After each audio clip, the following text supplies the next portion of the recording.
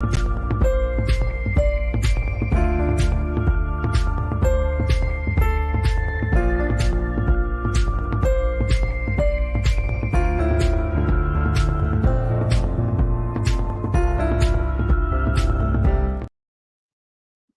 morning, Victoria. Good morning, Jen. Welcome everyone to the Victoria Real Estate Show. It is July 25th, 2024. Today it is Jen and I, because Jane is unavailable, so probably at the beach somewhere. Who knows? No, she's unavailable, so we're going to do this, the two of us. Jen, Good morning. Good morning. How's your week been? Busy. Good. Yeah. I bet you get lots of calls with the new interest rate thing. Yeah. Okay, so folks, today we're going to talk. We always do the stats, like what's happened in the last week. We're going to get Jen to give us a bit more of an update on what's going on in interest rates in the interest rate world of finance. And we're going to talk briefly about the wildfire in Souk, because that is affecting some folks in their ability to actually close on properties. And there is an actual real estate impact, a real estate impact on that. And then we're going to dive into some things that you might want to consider or think about if you're looking to list your home for sale. Before you put it on market, what are the do's and do nots? Not the major stuff like, you should redo your kitchen or bathrooms or whatever, but what are the small things you can do to help give that home a little bit extra oomph on the market and bring buyers' attention in. So without further ado, let's jump into it. As always, if you are watching this and you want to get alerted on weekly shows, just like, subscribe, and by all means comment and share. We really appreciate that. So what has happened in the last week? We have got, let me just make this a little larger so people can see. We've got 260 properties went live in the last week on the local Greater Victoria MLS system. 136 properties from the entire inventory of listings went pending, meaning that people went under contract, unconditionally agreeing to buy them. And 138 properties decreased in price, more than went pending. 8 properties increased in value. How does that happen? We've talked about that before. We won't go into it, but 3 properties back on market after coming off market for various reasons. 156 transactions at the lawyers, 41 expired and 8 withdrawn. And we can compare that to the week before. And Jen, do you want to take this? Because we don't have Jane to step in. Yeah, I'm going to sure. give some responsibility. Yeah. Sounds good. So the previous week we had 301 new listings and 183 went pending.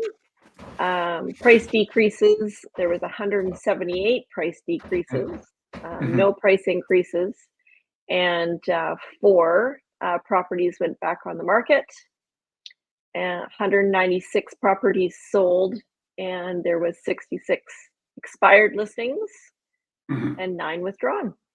Right on. Okay, so the thing we've been seeing pretty consistently over the past weeks and even months is this pendings and price decreases are kind of landing around the same number. So it just tells us, because when we were seeing a really active market, when we're more in a seller's market, those price decreases are way fewer, and these 3 lines are much more staggered.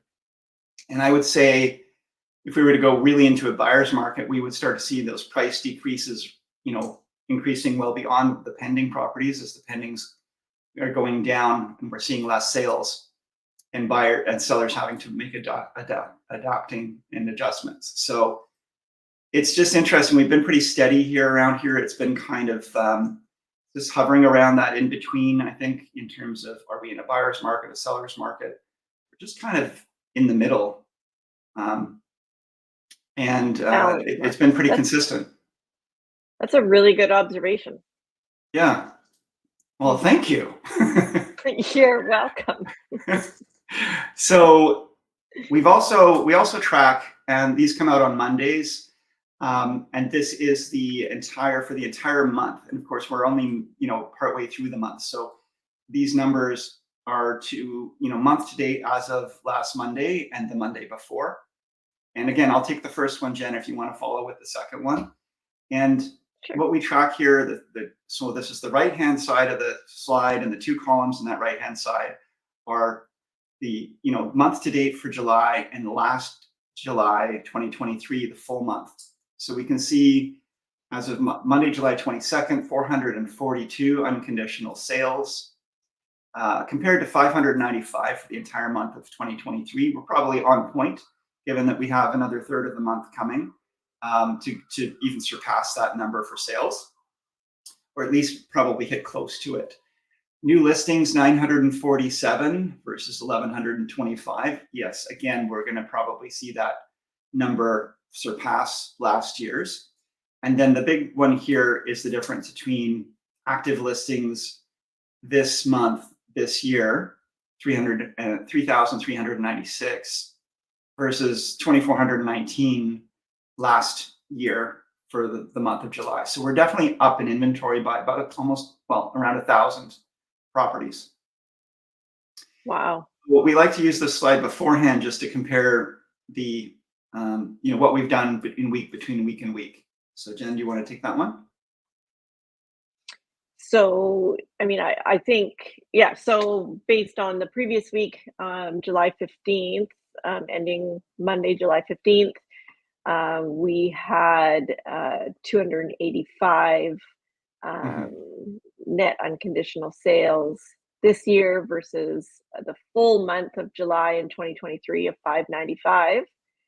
New listings, 663 versus 1125 in July 2023. So exactly close to half. And active listings, that is huge, at 3,417 for half the month. So that's right. So at July 15th, we were at 3,417, but you'll see but now we're just a little down, in fact, on active listings. So the inventory has actually gone down month over month, which is a bit of a difference. We've been seeing it edging up month over month and week over week in the past. So this is a good sign in one sense. I do find that in the summertime, people take sometimes their properties off market. They don't want to have to be showing ready when they're also trying to come and go to the lake and just be worried about their home sale. If they don't actually have to sell, they might be taking a break. But that being said, I think this is also just a good sign that maybe we might be starting to see, it's early days, the inventory starting to come down. But yes, we're on track. We're on track at about 100 average 150 a week. Round figure will be on par for similar to last year, and for new unconditional sales, and for new listings on average 300 a week, let's say. And maybe again we're going to be similar. So there you go. Anyway, good times. I think we've bored everybody enough with numbers, so let's move on. More numbers, but really exciting numbers. Really exciting numbers. The Bank of Canada did what? They dropped the overnight lending rate 0.25%. Yes. And how that transpires to how that will affect us. If you have a variable rate mortgage or even any unsecured lines of credit, your interest rate will drop 0.25 percentage point. Right. And I received some mail from you yesterday, I think it was, and it said something to the effect of that will make a difference of, was it $16 per $100,000 you owe on? Yes. Yeah. So if you owe $1 million, it's $160 a month coming back into your pocket, or at least that you're not putting out because of this rate difference if you're on variable. Exactly. Yeah. And that's 160 times 2. When last month, prime rate or the overnight lending rate dropped as well by 0.25 percentage point. And the current outlook is that there's 3 more meetings that the Bank of Canada has remaining in 2024, and that rates are expected to drop at each consecutive meeting. So Okay. good So, news. good news. So we might see, so we've seen a quarter percent, and we're expecting sort of how much are the pundits suggesting might happen in the next year? 0.25% each time, Yeah. with the overnight lending rate, which is currently at that 4.5%. That is expected to drop. Currently, the current outlook is that it's going to go Yeah. down to 3% by end of 2025. By end of 2025. Okay, down Yeah, to 3%, and we're currently yeah, 4.5. 4.5. Yeah, Okay, so that's a full percentage and a half 1.5. difference in a year and a half. Hmm. Okay, and that's great. And so, and percentage and a half, that's 6 times 16. I can't do the math on that, but that's It's about 300, $300, I think, a lot of, yeah, a good chunk of money per that we've 100,000. been it the last few years have been really challenging as we've been having these interest rate increases, and we kept thinking that they were going to stall. We were being told they were not going to continue going up, and then they Mhm. kept raising them. So it's we're now finally going in the opposite direction. So that's great. Yeah. Um, Now that, the other effect that we are seeing is the bond yields are down. So that transpires to fixed interest rates. And we're seeing a decrease in fixed rates, which is a little bit of a surprise in the sense of based on meetings that I was in and conferences within the last few months. We were told that fixed rates were not going to be coming down. They needed to get the variable rate back in line, but the bond yields are dropping, which means fixed rates are dropping as well. sweet. Okay, so good news for everyone in the mortgage world. Economy is a whole other conversation, and that's not our not our area. But do you find, before we go in, we're going to talk next about a little bit about the wildfires in Sioux, and then we're going to talk about what you can do to improve your home for sale. But do you find, as you said, like people were told or expecting that interest rates wouldn't keep going up? You know, like, oh no, this isn't it. We're done. We can't imagine it's going to go higher. Of course, the Bank of Canada Mhm. isn't the one necessarily saying that. It's the pundits. It's the people predicting. But we've gotten to the point where I think we stopped trusting that, and now that we're kind of Mhm. expecting things to go down, I'm wondering if there's kind of like a bit of a lack of trust that it's actually going to get to where we think it's going to go, even though that's what the pundits are saying. I think people are a bit Most punch drunk on definitely, that. myself even, like, I mean, I've definitely over these last few years been analyzing all the numbers that go into when the Bank of Canada, and I'm not an economist by any means, but I've learned so much over the last few years, all the different Mhm. numbers that help determine whether or not the Bank of Canada is going to change the overnight lending rate.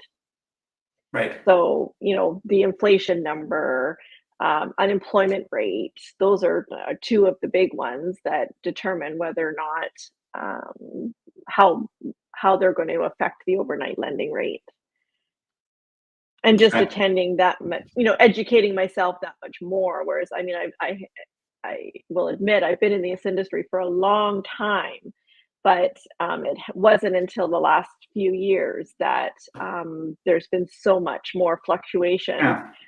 with prime rate. And we used to say, "Oh no, like prime rate's not going to change. It Mhm. changes once in a year and a half." Whereas now it's changing all the time. So we are definitely having to pay way more attention to it. Yeah, it's our careers do evolve over time, and I remember first getting licensed, we had to learn all about mortgages, for example, and amortization rates and so forth, and that was just part of licensing. And then you spend all this time to learn it, you never need it again. And then there are certain times and markets where there's a new thing right now. Actually, this is timely. Actually, I don't have a slide for this, but the one that's really up right now is insurance and wildfires. Yes. So Yes. this is a new one that we're always having to adapt, our toolkit, and also the advice we give clients and how we deal with this. So you mentioned you're having a problem with this, so maybe you can introduce this topic and explain it, and I'll jump in. Yeah. So I've got a client that their property, they've agreed to purchase a property. They're in a unconditional purchase agreement with a closing date in 5 days. Property is in Souk and is within 10 kilometers of the wildfire. Mm, So the issue is that getting in house insurance, they will not provide the binder or bind the insurance, fire insurance contract, um, due to the wildfire being out of control. okay. And the The knock-on effect of effect for that, this, yes, yeah, is that you cannot get a mortgage without getting fire insurance. yeah, absolutely. One of the fundamental, requirements of a mortgage is that there be insurance on the property, because nobody wants to give you $1 million for a house, only for it to burn down the next day and there's no value there anymore. So Hmm. this is a problem. And so Yes. we've been hearing lawyers give advice at our sales meetings recently, talking about clauses you could add into the contracts that might anticipate this.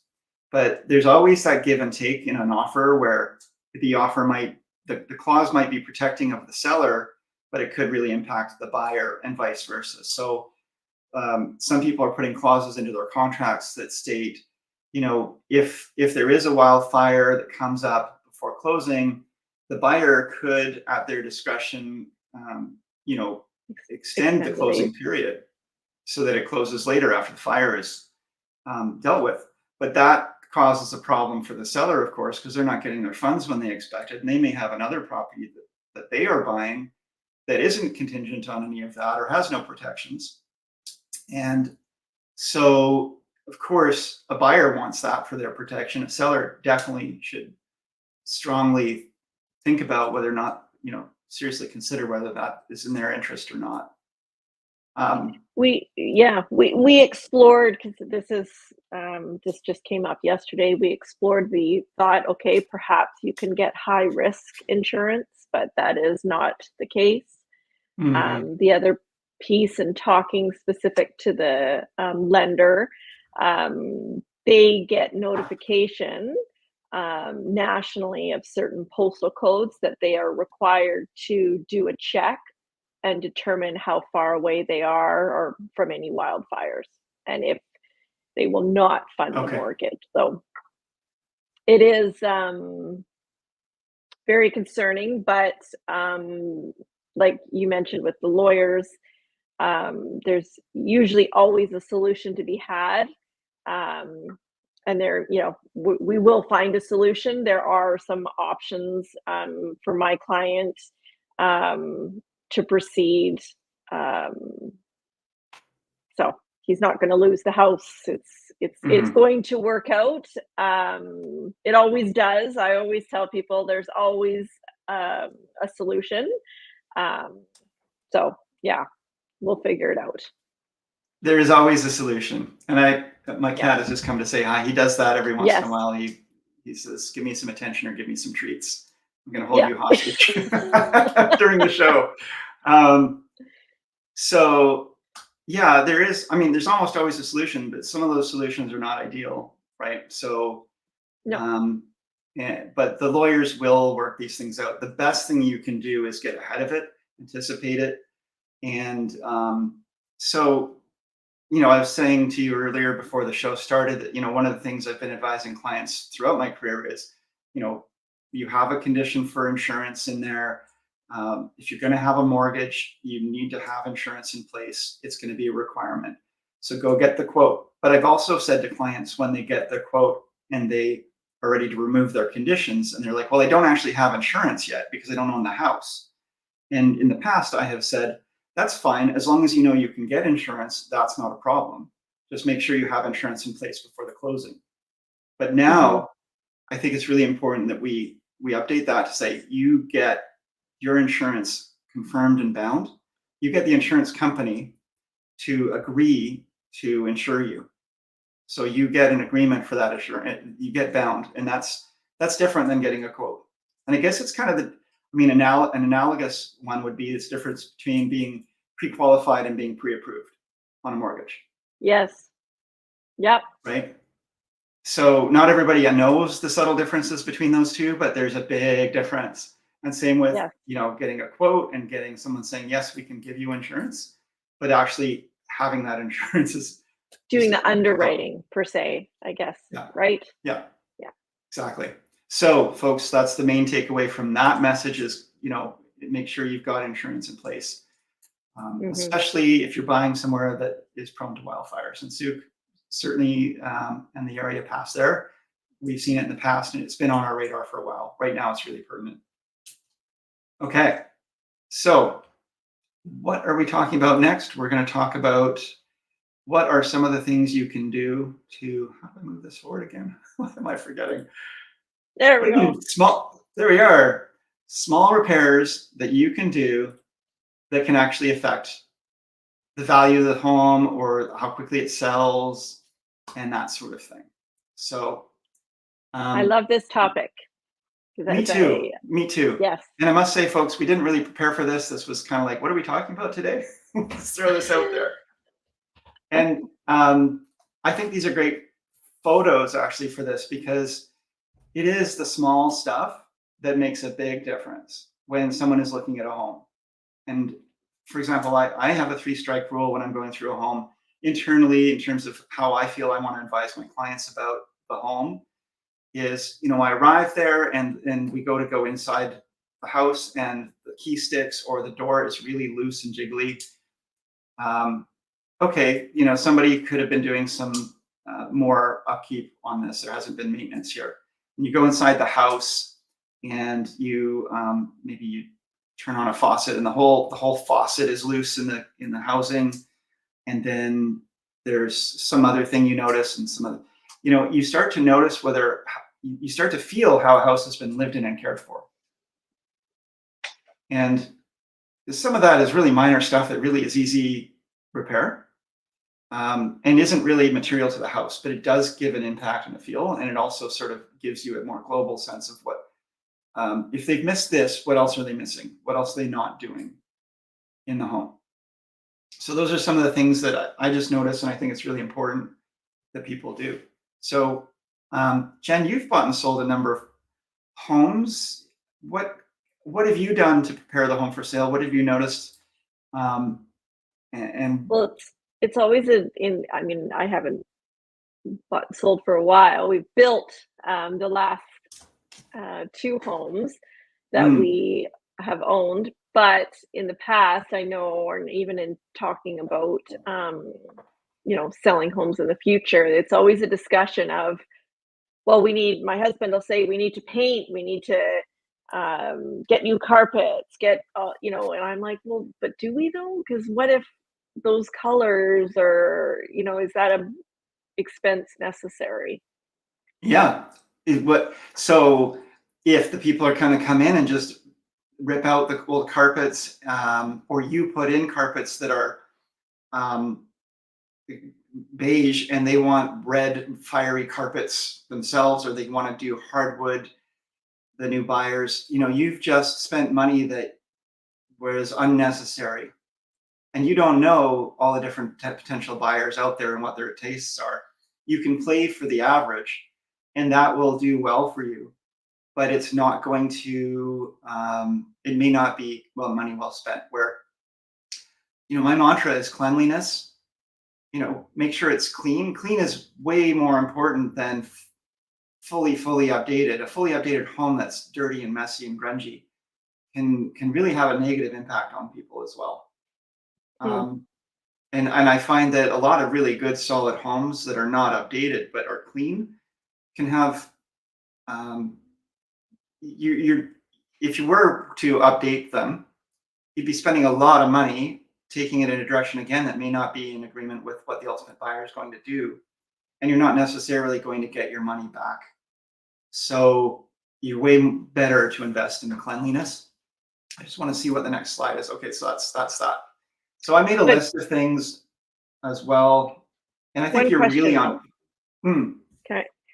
When you repair certain things, the concept is that by repairing or updating the home, you're potentially going to be able to increase the asking price that much more. There's a level that you may not increase your asking price, but you might increase your getting price, if that makes any sense.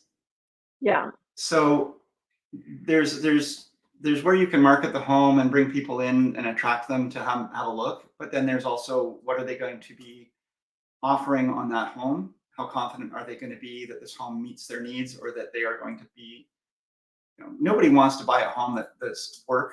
I mean, actually, some people do, and they look for that, but they're not going to pay a premium for that. In fact, they're looking for that, apple to polish that they can actually make some money on. So they're looking for Hmm. money left on the table.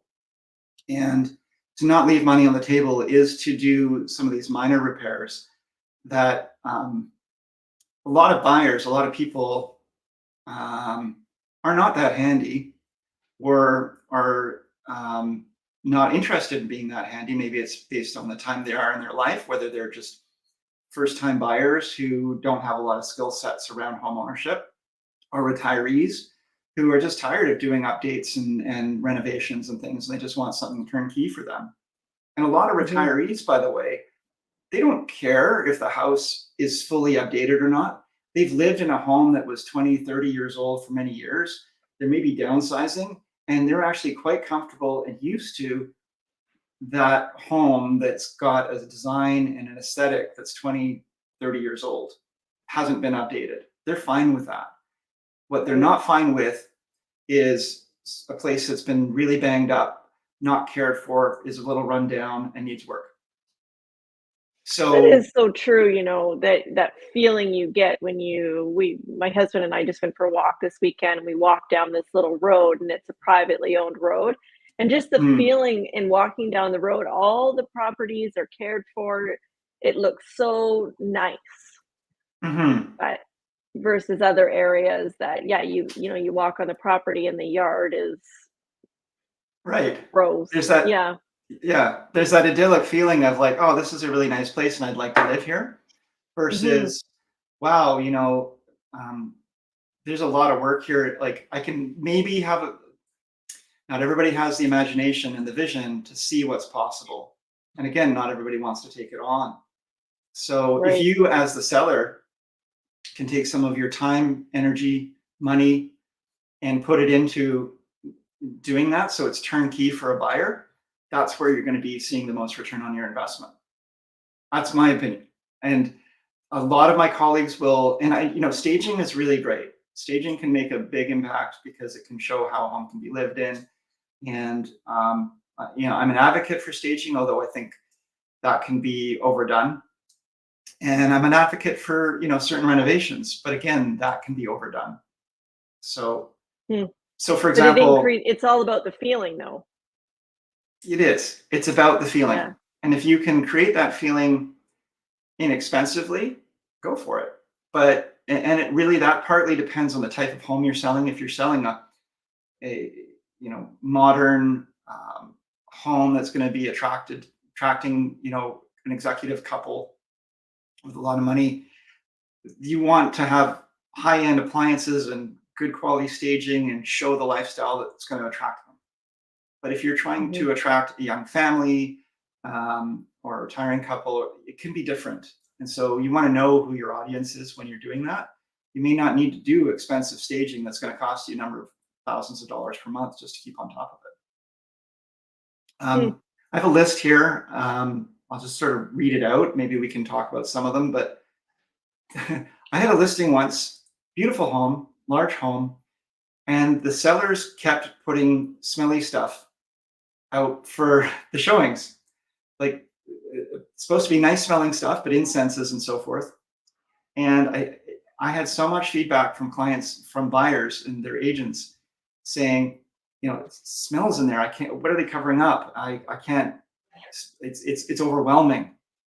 But whether it was cultural or just something, like, be careful with scents. Okay. And that's not a repair thing, but I'm just starting that one out because it's really important. The smell is a really, really visceral piece of a home, and a good clean home that's got fresh air and so forth is going to be a good start. The other thing I would say is don't start a project. When it comes to thinking about these different things you're doing, don't end up with a home with a bunch of unfinished projects. Don't start a project you can't finish. And consider the timing of the market before you start taking on these projects, because I have seen many times where clients say, I'm not ready to list my home for sale yet. I need to do X, Y, and Z first. Whether they're large or small, these things take time for them sometimes. And then they miss the market. We start talking about listing their home and they're like, it's January, and it's okay, the market's going to be hot in March. Let's aim for March. March comes and they're not ready yet. May, Or they June, find the July. perfect property. Yeah. Yeah, or they find the perfect property and they can't get their home's not ready for sale because they haven't done the work that they were going to do, and it's an exploded diagram. They've taken it apart, but they haven't put it back together yet. So definitely don't start a project you can't finish. Don't do it all yourself if you're not qualified, just to save a little bit of money. It's that whole win the battle and lose the war mentality of I can do this. I can do this myself. I don't have to spend a lot of money. But the market turns, the interest rates go up, whatever it is, and you've lost any gain you made from doing that work because you waited months. And the opposite can be true. I mean, I've seen people flip homes back in the day where they bought a home, fixed it up and flipped it, and the money they made was not so much because of the work they did, but because the market had gone up dramatically at the time. But that's not necessarily because of the work they did. So don't do it cheap. I mean, when I say cheap, you can do it inexpensively, but don't do it cheap. Cheap people can see. Mm-hmm. But inexpensive is fine. Don't overspend because you're not going to get the money back. And so the things that you should do, I think, feel free to comment on any of these, Jen, if you have anything to say on them. But make sure, as I say to my clients all the time, it's so important, that whole curb appeal, that whole approach to the house as people are driving up, that as you were talking about that laneway that you were walking through, you got a feeling from approaching those homes. And so if you're going to spend time and energy on staging your home or getting it ready for sale, the exterior package is really important, because there will be people who will drive by, look at the outside and say, nope, and keep driving, unless you've done some of that work. And so you can have the most beautiful inside home, but if you don't have the outside somewhat attractive, you're going to lose some people. And in the summer, that gets hard too, right? I think too, because you get everyone, people get the brown grass and everything looks dead. So that's a bit of a challenge too. It can be. I mean, it can be kind of understood in summertime, but what's really interesting is you always see a listing that was listed like 6 months ago on the market, and it's got snow in the yard and you're in the middle of summer. Or, it's got the dry grass, but it's middle of winter. And that's kind of, it's off-putting. It's a little bit out of sync. And so that's another piece, is just around keeping that updated. But if you haven't sold in that amount of time, there's probably a price problem. But so the exterior is really important, but not just the look of it, but also as you approach, as you walk up the stairs, are they loose? Are they rotting? Are they squeaking?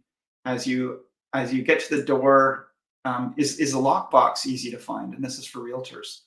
Is the lockbox, do you have to go searching for the lockbox? Has the realtor given clear instructions on where it is? There's nothing worse than showing, as a buyer's agent, showing up for a showing and then having to go that you haven't been told where the lockbox is. You have to go on an Easter egg hunt to go and find the lockbox, and your clients are waiting for you. You finally find it, and then you go back and then you go to unlock the door, and then you're struggling with the keys because the key is not, it's a copy of a copy of a copy of a copy, and it really needs to be jiggled in the lock. There's all of this friction that happens, and it's not good for the showing. So these are small things that make, I think, a big difference about the experience on site. And this is, You're again, annoyed. you're already annoyed. Yeah. Yeah. You're already annoyed, and you're not happy You've with. gone in the house. Yeah. Exactly. Yeah. Thank you. And that's just a big part of it is the experience in the home and your mood. And so let's keep people happy. Yeah. And then as you go into the home, are the lights on when you arrive, or do you have to go searching for the lights? I've been in homes where light switches are not in obvious places, or it's a really complicated light that, it's got a bunch of buttons on it, and you don't know which one to push to turn on the light. And I've seen enough light switches now. I'm like, okay, this is one of the ones that you have to press it, and then it sort of all the little lights come up and it goes on. But if you actually press it too much, then it doesn't come on. And it's there. You want to make sure that when people arrive at the home, they're not fighting just to get light on the subject. And further to that, you don't want people going through a home with cold wood floors, and it's cold inside because the heat isn't on, and everybody's shivering while they're viewing this beautiful, beautiful home, but it feels cold. It feels unwelcoming. And then if add to that it's dirty, and that's an easy one. Hire somebody or pull up your sleeves and get to work and clean the window panes because there's mold often in them. Get your grout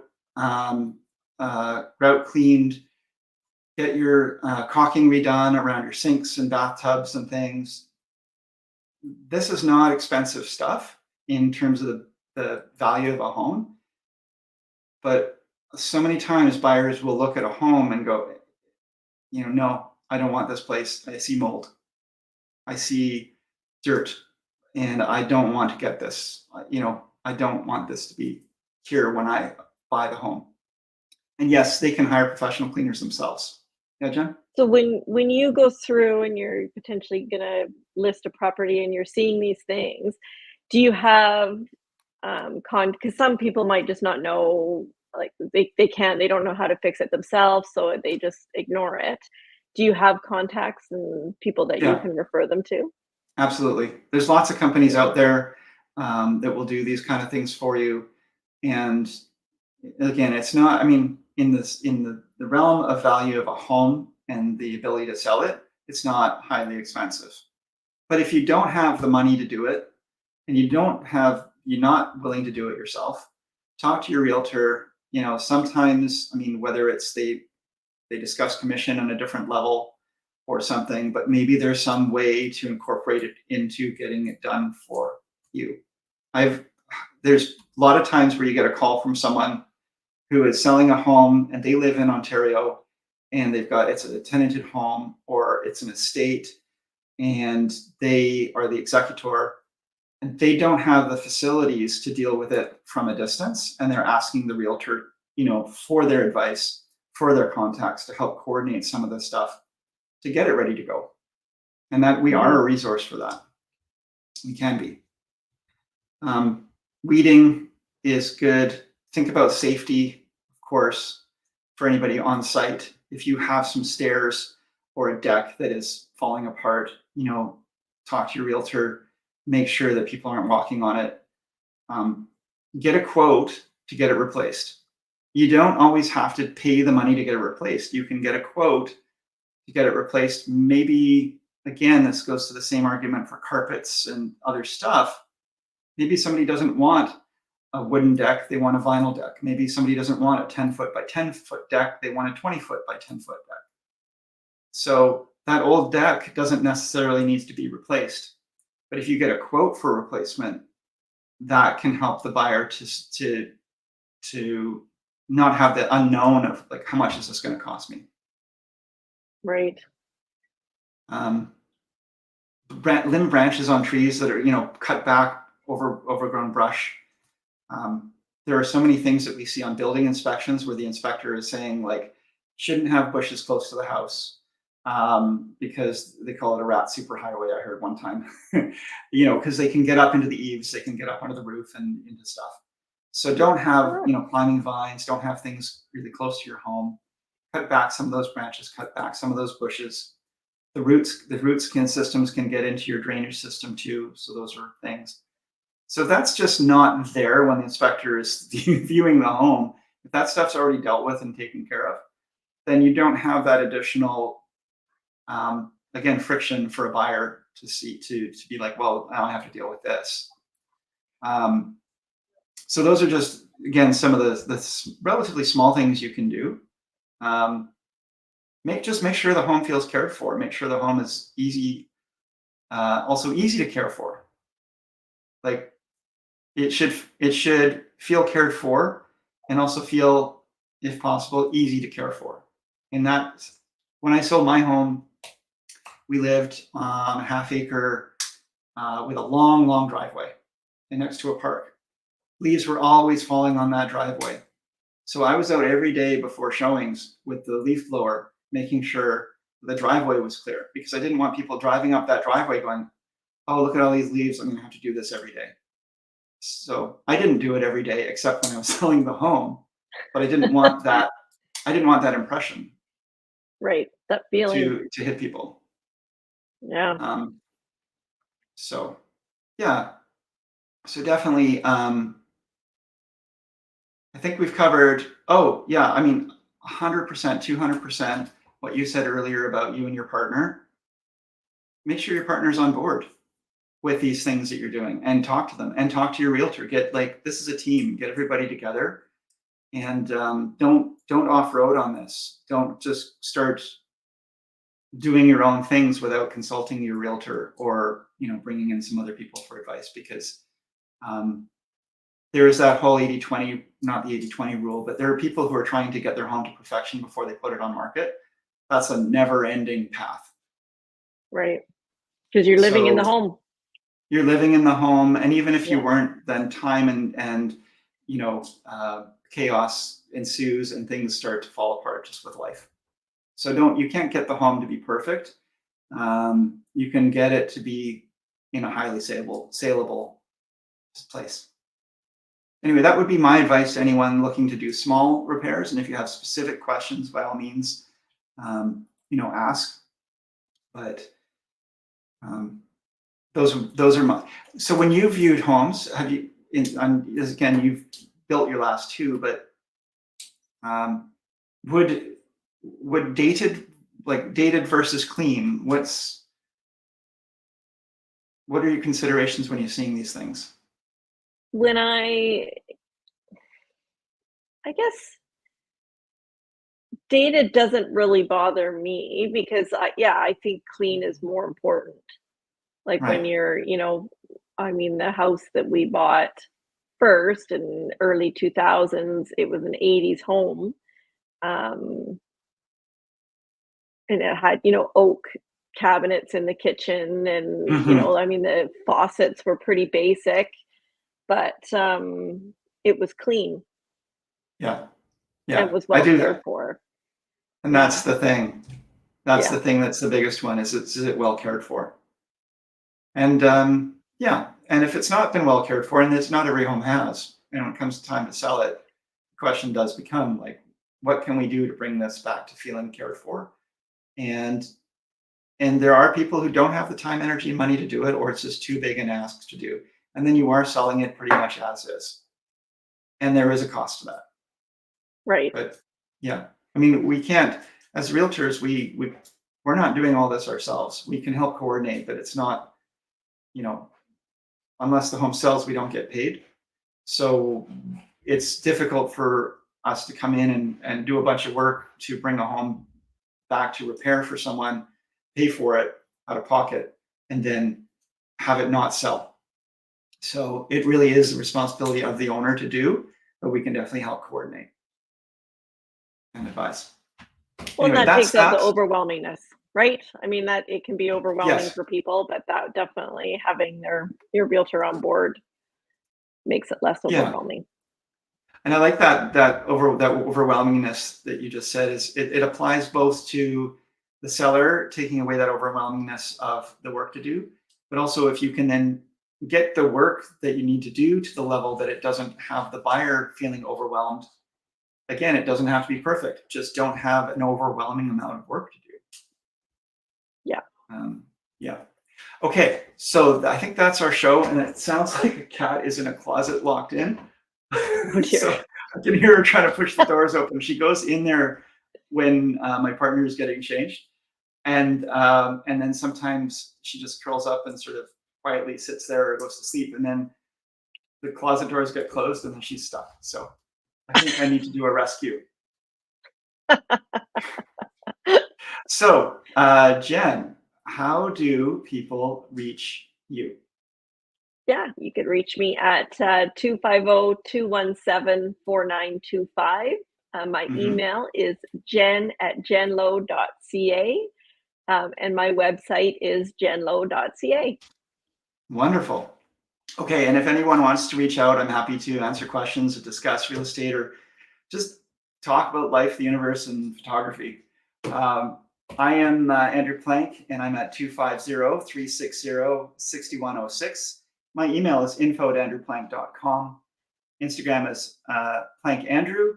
And I also formed the Vibe Real Estate Group with Josh Merrick, and we are doing real estate together and have a new website there as well called realvibe.ca. And we missed Jane today. She's here in spirit. So today, if you want to reach out to Jane, she's at 250-744-0775.